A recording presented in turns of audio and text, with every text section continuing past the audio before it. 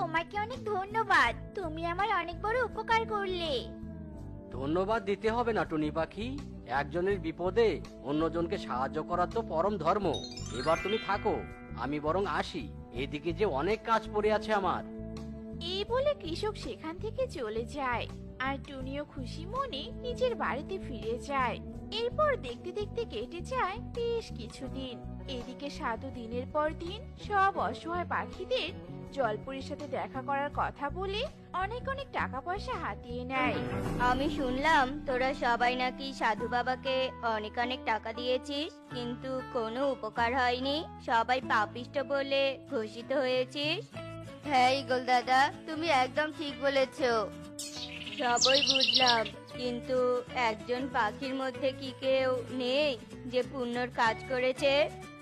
Eagle দাদা, এখানে আমি কোনো রহস্য দেখতে পাচ্ছি।